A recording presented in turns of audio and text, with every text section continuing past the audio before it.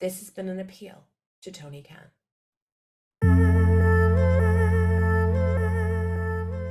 Hello friends, welcome back to my channel. My name is Stephanie Chase and today I will be reviewing the February 22nd edition of AEW Dynamite featuring a tag team battle royal, Jon Moxley versus Evil Uno, and an important announcement from Tony Khan. As always, I'll be giving you my hot takes on the matches and main angles from the night, as well as telling you what I was the biggest fan of. But before we get into that, make sure you give me a follow on Twitter, TikTok, and Instagram at Stephanie M. Chase. And if you want to support this channel, check out my OnlyFans and merch, which are linked below, and check out my Patreon as well. And most importantly of all, don't forget to subscribe. It's just mean to watch and not subscribe. But also give this video a thumbs up and comment, because that really helps me in the algorithm and get my content out to more people. And also turn on notifications so you'll always know when I drop a new video. Remember, next week is AEW Revolution, and that is going to be a big week here on this channel. Now let's get on to the show. This Dynamite was fine. Fine. It was better than last week's, but that was a low bar to clear. I just think it was okay. It did not feel like the Dynamite for 2 weeks out from the pay-per-view. Like, we only have 1 week left, and there just wasn't much great stuff on this Dynamite to discuss. I think we had one very good match, and usually with Dynamite, even if it's not that great a card, you do get a lot of really good in-ring work, and I don't think we even had that this week. So Dynamite was live from Phoenix, Arizona, and our first match saw Orange Cassidy, the All-Atlantic Champion, defeat Wheeler Yuta. This was a really good match. It was the best match in the show. I don't want to say that everything was downhill from here, but in-ring style, in-ring wise, it kind of was, but it was a really good match. Yuta was playing heel here. I think he did really well. At the beginning, Orange Cassidy offered a handshake, but Yuta tried to punch instead. There was also a really gross spot where Yuta spat gum at Orange Cassidy. I would not recommend watching that. Midway through the match, we saw Claudio Castagnoli come out to the ring. He slapped Yuta in the face to try and fire him up, and it did actually work because Yuta ended up taking out Cassidy with a dive after that. At the end, we saw Cassidy hit an orange punch, but Yuta kicked out. Cassidy then hit a beach break, but Yuta kicked out again. And then Cassidy hit one final orange punch to get the win. Really good match. After the match, Cassidy wanted a little hug, but Claudio said no, and they just brushed past Orange Cassidy. So a few things to say about this match. As I said, I thought it was really good. I thought Yuta was good at playing heel as well. I actually thought that Yuta had a good chance of winning this, because I don't know what they're doing with this All-Atlantic Championship, but it really doesn't feel like it was as originally advertised now. I thought it would be more like when Pac was the winner and you saw him defend it in places like Rev Pro. So I thought maybe they want to go back to that and put on someone like Wheeler Yuta, who I could see doing more like indie dates than an Orange Cassidy. Blackpool Combat Club, stop flogging this dead horse. I really feel like this group is only still around so Claudio can wear that football shirt. Seriously, if you want to know my full thoughts on the Blackpool Combat Club, please check out the video that I have on my channel where I ranked the factions of AEW. And yeah, you'll know what I think about them. But really, I see the Blackpool Combat Club is over. I thought this match, with the way Yuta was firing up, it was like a nice kind of sequel to that match he had on the Rampage in Boston that I was at against Jon Moxley, which is how he entered into the Blackpool Combat Club. But yeah, overall, very good match. Best match of the night. I just don't care about the All-Atlantic Championship anymore, and I definitely don't care about the Blackpool Combat Club. Sorry. We then had Renee backstage with Hangman and Evil Uno, and Evil Uno was basically just saying that he felt like Hangman didn't have faith in him or was above him, and he was preparing for his match with Moxley, and it was now time for the Dark Order to stand up for themselves. And I think some eagle-eyed people on Twitter pointed out that there were some Young Bucks style trainers behind them, so who knows what this is hinting at. Then we had Ricky Starks come to the ring. He came to the ring in a really nice green suit because Ricky Starks is such a fashion icon. I literally bought this top because it reminded me of one that Ricky Starks wore once. So absolute fashion icon. However, he had clearly a contract in his pocket. He had it in his inside pocket. It was so noticeable. He should have put it in like his back pocket or like tucked in the back of his trousers or something. It was just like, it could not have been more on show. So it was so clear when Ricky came to the ring what was going to happen.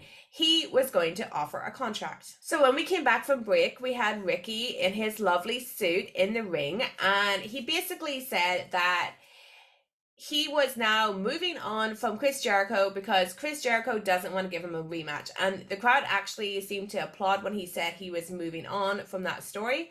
So maybe he shouldn't have said that. Anyway, he then said he had an open contract for a match at Revolution because he is definitely not going to be left off the pay-per-view. And then Chris Jericho's music hit. It hit way too quickly for me. Like, I know, you know, there's time constraints and stuff, but this didn't like feel organic at all. I would have left like even just like 1 minute between Starks saying he had an open contract and us hearing Judas. I also felt that this was a very long portion of Judas that we heard, and the fans were singing along so much.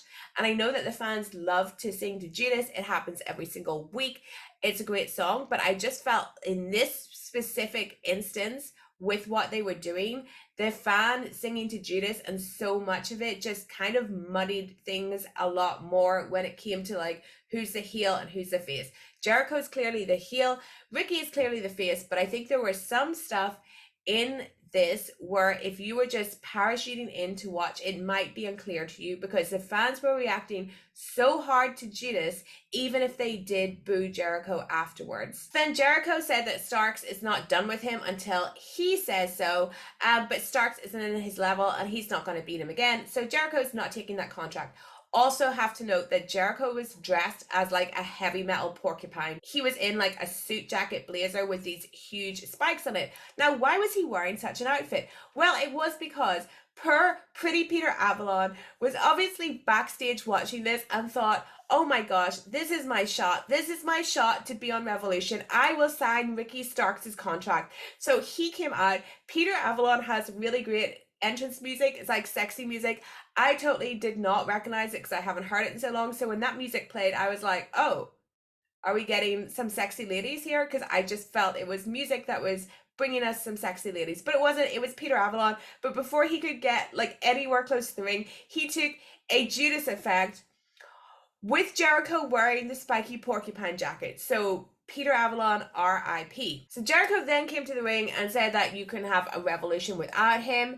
And Stark said that if they wrestle again, he's just going to have the JAS interfere. And he questioned if Jericho could get the job done by himself. Basically, what happened here was by Starks telling Jericho that he wasn't capable of beating him, especially by himself, that forced Jericho to sign the contract. Like, Starks tricked him into signing it by saying these things. Jericho said he would sign it, but he doesn't have a pen. But of course, Ricky Starks had a pen because you wouldn't come out there with a contract without a pen. So he handed the pen to Jericho. Jericho did like the pen click like back in the list days. The fans reacted to that a lot. And then he signed the contract writing that no members of the JS would be around. He said that no one can outsmart him. And then Ricky Starks gave a really knowing wink to the camera. Yeah, like this. And that was that. So Chris Jericho versus Ricky Starks is set for AEW Revolution. I thought this segment was okay. I saw a really mixed reaction to it. Some people were really high on it and they were like, that was great. Ricky outsmarted him. And then other people weren't high on it because I just felt like it was fine. I can't really say that Ricky is like some genius that outsmarted Jericho by getting him to sign the contract, really. It did feel like very WWE-esque. I do think they're going to have a good match together at Revolution, but I also think that because Jericho did not read that contract, like he just signed it, made his own amendment, but he just signed it, he didn't read it. I think there's some other like clause in it because of Stark's wink to the camera. I don't know what that clause could be. Maybe like it's the type of match they're going to have. Maybe it's something to do with what's going to happen after the match if Jericho loses. I don't know, but I think there's something fishy going on here, and I think next week, the Dynamite before the pay-per-view, we're going to hear more from these two about what's going to go on in their match. Then we had the Acclaimed defeating Lee Moriarty and Big Bill. Stokely looked awesome as always. This was a really nothing match for me. When the Acclaimed came out, I actually thought it was time for the Battle Royal, and then I was like, no, duh, they're the ones already in that match at Revolution. So yeah, most of this took place during the commercial break as well. We only got a few minutes of actual action. Max Caster dropped a rap. He mentioned that Big Bill's girlfriend, who, if you don't know, is Lexi Nair, the backstage interviewer, texted him and said that he was SAWFT swathed. That was really bad. Big Bill actually laughed at this, so no harm done. We saw Big Bill take a super kick, and then Anthony Bowens opted to just scissor with Daddy Ass, and then Big Bill took out Daddy Ass with a big boot. I can't say Big Bill anymore. I'm just going to call him Bill. Then Austin and Colton hit ringside, and they attacked their dad. Then Moriarty nearly put away Bowens with a spinning slam for a 2, but then Bowens hit the arrival and Caster hit the mic drop and they won. Nothing much, just a win for the Acclaimed on the way to Revolution. Then Tony Schiavone introduced Christian Cage, who likes to do his interviews at the top of the stage. This was awesome. He was about to speak. Jungle Boy just attacked him, flew out. Jungle Boy was very much dressed like his dad, Luke Perry, looking like him in the Buffy the Vampire Slayer movie. He just was attacking him, and then he went away, and I thought, is that it? But then he got 2 chairs, and he was about to do a concerto, but he couldn't bring himself to do it because he's just a really sweet Jungle Boy, you know, in his heart. He wasn't able to do it. So then Cage hit a low blow, and he slammed Perry's head repeatedly onto the chair, busting him open. The referees and the doctor came out. This was really good. I liked this a lot. Christian, he's been away for a while. We've seen Jungle Boy do other things like team up with Hook, and I thought this was like a very good segment that just in the short amount of time we have really just ramped up our feud, their feud, and just reignited it for us and in our minds with everything that's gone on between these two. And yeah, really enjoyable. Okay, then we had Saraya defeating Sky Blue. Now, last week I really went into my thoughts on the whole Saraya storyline, spray paint stuff. I'm not going to do that again this week. Let's keep things upbeat. So I'm just going to say that this match was not very good. Sky Blue, who is a rookie, I think did a pretty good job carrying this one, honestly. It was quick as well. There was interference and there was bad like distraction spots as well. Afterwards, Saraya and Tony, of course, thought that they should spray paint Sky Blue. But then Britt Baker and Jamie Hayter thankfully hit the ring before we could see any more spray painting of people going on. They then tried to spray paint a fan's DMD sign at ringside, but that just didn't work at all. And then Ruby Soho came out, and basically this was conveying that she's realized that she shouldn't care about all this petty Mean Girls drama, and her focus should be on the World Championship. So she just stared down Hayter and did the whole I want the belt signal, and more about that later. Next up, Bryan Danielson came out. He's not a hometown boy, but the Bellas grew up in Arizona, and Brie and Bryan did move there, so the crowd loved him even more than a usual crowd loves Bryan Danielson. So he talked about MJF putting a bounty on his head. We had a William Regal mention, but then MJF interrupted. Now, MJF said that he has been abandoned by anyone that he ever loved. And he talked about this girl who changed him. She made him want to start a family. And then one day she left him because he's such a bad person. The crowd then chanted, "You deserve it," at MJF's Heartbreak. That was pretty harsh, guys. Then he said the only thing that makes him feel loved is the AEW World Championship. And that's the only thing that's keeping him going at this point. MJF then decided to address Bryan Danielson's family. He looked into the camera. He said hi to Birdie. He said that he's going to grab her daddy's arm and make him submit so he'll never be able to play again. And he said that he would give Bryan Danielson early onset CTE. Danielson then just hit him with the microphone. Security immediately jumped in, and then Danielson sprinted around to the floor, and we just saw MJF there at the end of the segment.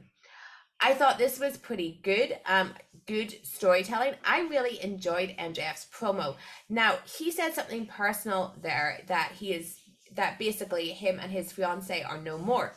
I think maybe the problem with this not fully hitting for some people is I've seen some people not really understand if he was referring to like a recent heartbreak or a past heartbreak. Now, MJF, you know, he brought up his personal life here, so I think it's okay to briefly talk about it just within the boundaries of what he said. So Sean Ross Sapp has confirmed that MJF and his fiance have split up. In September, he did announce his engagement on social media, and that was covered in the wrestling media. And his fiance also featured on Dynamite. It was the episode, I think, where he was celebrating his victory against CM Punk. She was one of the girls that was dressed like Grecian style. Although I don't think she was referenced as MJF's actual girlfriend, fiance on television. But anyway, that's who he's talking about. And I think that with the knowledge that MJF is engaged that you can get from his social media, I think what maybe muddied it for some fans who don't follow things as closely to know about his relationship status or who this girl he's talking about is, might be just the fact that we have seen him in promos in, you know, recent months talk about stuff like banging rats and also, you know, having girls around him. You know, that time he was up in the skybox with another girl. So basically, from the character, the impression you get of his character is that he is a single man, that he's really Ric Flairing it. So I think that the contrast of him then talking about like some real heartbreak maybe didn't fully land for everyone. This was MJF saying something that is genuine. He and his fiance genuinely have split up, and a lot of the time when MJF tells these origin story type things, it's hard to know whether he's telling the truth or not. Like, for example, a couple of weeks ago he talked about Liv, his girlfriend Liv X, and their whole car crash situation, which I really hope was not true. But then he's drawn on other experiences that are true, like the bullying that he went through as a child, his history as a CM Punk fan. So he's always really blurring the lines. But I thought this was a very good MJF promo, and I thought it was very good for him to give us something real. And I've been saying, you know, for a while that this MJF feud and Danielson has been mostly made up of Danielson having these really great matches in order to get to MJF, and I just wanted like a little bit more story. And I think that here we have MJF showing us even more now why this belt is so important to him. This belt is all he has.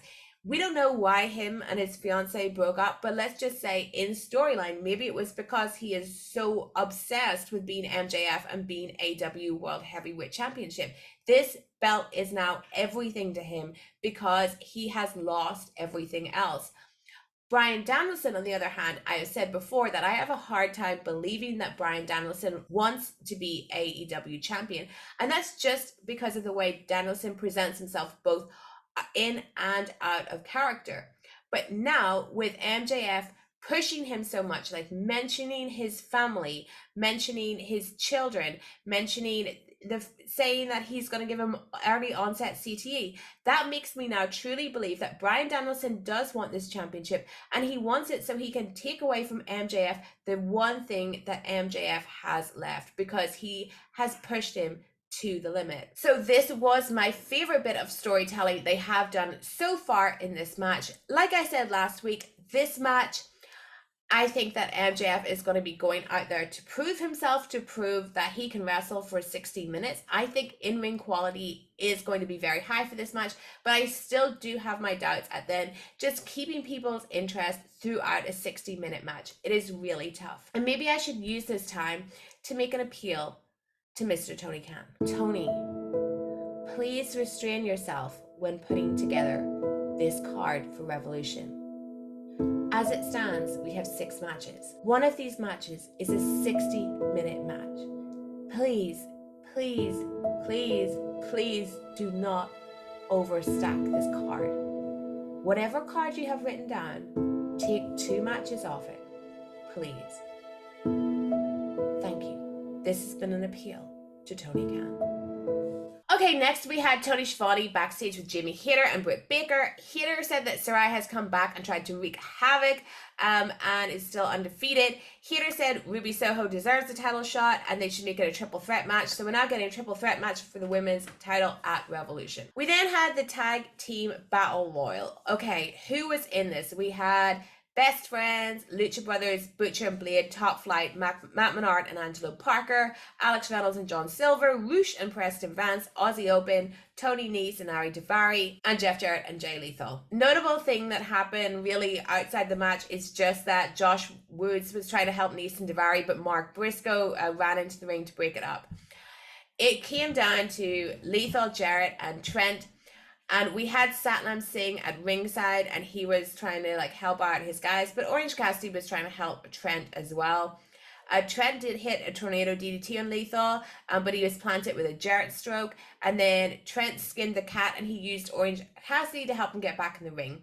Then Lethal was backdropped into the floor and Danhausen was like chasing Sanjay Dutt away. But then Satnam Singh helped Jeff Jarrett. Now, it looked like he helped him back into the ring here, like really awkwardly. And then Jarrett, he kind of seemed to be limping a bit at the end. So who knows what happened there. I don't have any information. Anyway, he hit another stroke on Trent and eliminated him. I think this makes sense that I'm not high on Jarrett and Lethal, but it totally makes sense given the storylines that we've seen that they would be in the tag team match. Really hoping next week that we get the return of FTR and that they are the fourth team. That is what I want. We had a House of Black video package. Basically, House of Black are going to be the next trios contenders. And they've decided to do absolutely no storyline to this whatsoever. They're probably going to have a match at Revolution. No build, just House of Black did a spooky video. I guess the Elite are too preoccupied playing basketball to take any notice of the goth kids sitting in the bleachers menacingly watching them. Okay, Renee was backstage with Tony Khan because Tony Khan has an important announcement. Well, Tony Khan's announcement was that he doesn't want to make the announcement, so he gave things over to Adam Cole. Adam Cole came in and he said that the announcement is immediately after Dynamite, starting in March, a new show will air called AEW All Access, and it will be an unfiltered look at AEW. And Cole will also make his in-ring return on the day that show debuts. We don't have an exact date. It's basically when Power Slap ends in March. What do I think of this announcement?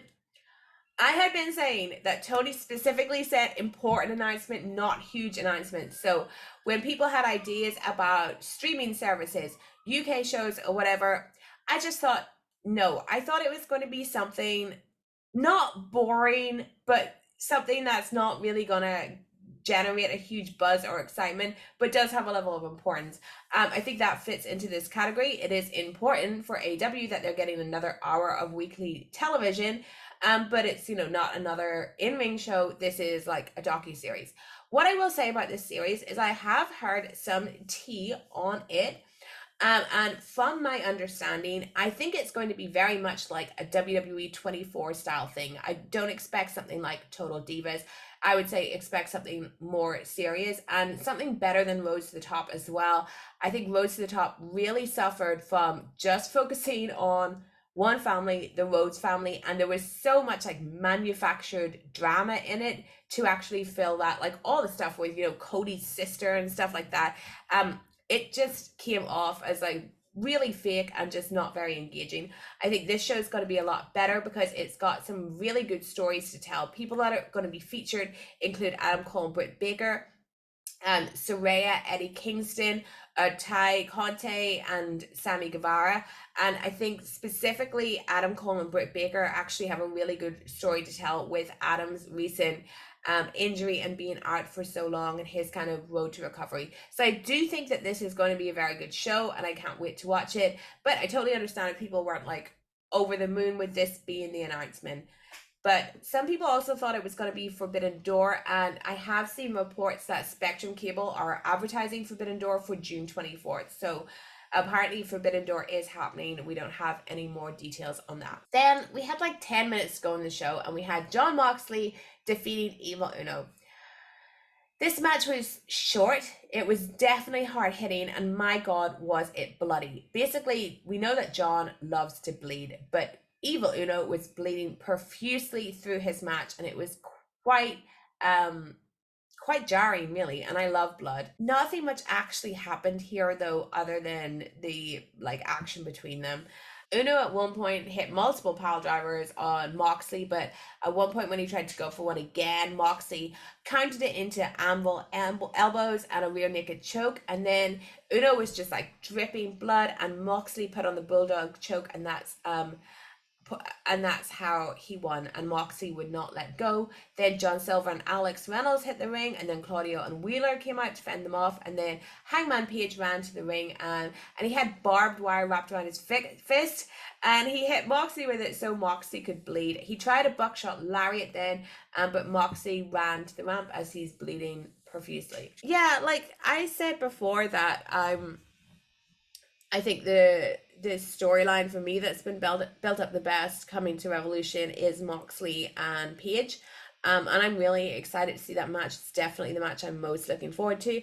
I think this whole thing, I could have like taken it or leave it. I don't really know what Moxley versus Uno really did for the storyline. I guess it showed that Moxley is really brutal, because he really took it to Uno, who was just kind of trying to have his friends back. And I guess it showed that Moxley is the heel in this situation, but still looking forward to the match. I would say, like, I love blood, and Moxley does bleed an incredible amount. Like, he bleeds in every freaking match, and I think if you're going to do like a visual like this with Uno, like, it looked cool coming from his mask, but at the same time, we've seen Moxley bleed so much that I think that AEW viewers are desensitized to blood, and I think Moxley needs to knock the bleeding on the head a bit so that it can have more of an impact when it happens. We're not getting an impact from blood right now. It's just a joke that Moxley bleeds in every match. So I think even Uno's profuse bleeding in here didn't really have the intended effect. And that was AEW Dynamite. I wonder what's happening on Rampage. Well, Action Andretti, remember him, will take on Sammy Guevara. In what is a very cool match, the Young Bucks will take on Aussie Open.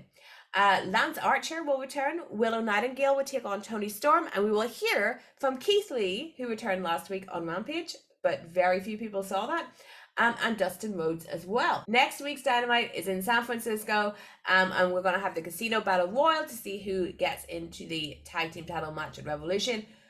Hook is unsuspended and will face an opponent of Stokely Hathaway's choosing.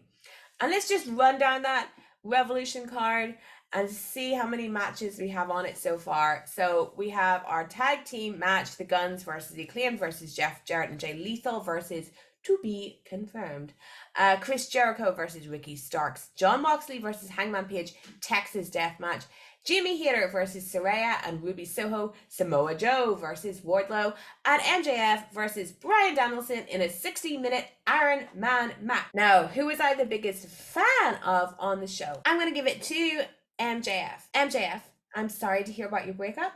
I wish you all the success in the world on Tinder. And I really enjoyed your very personal promo on Dynamite. And I think that you did some of your best recent work here and really helped to ramp up your feud with Bryan Danielson. So, per single MJF, I'm the biggest fan of you this week.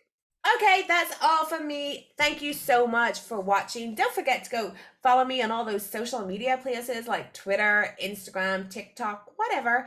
But most importantly, please subscribe to my channel. Give this a like, a thumbs up, and share it if you actually do like it. And if you don't like it, just do it as well. Whatever. If you think this is really bad, just show it to all your friends and make them watch it and make them thumbs up it, like just for a joke or something. I'd be really appreciative of that. Anyway, thanks for watching. I'll see you next time, which will be Revolution Week. Eek! Bye!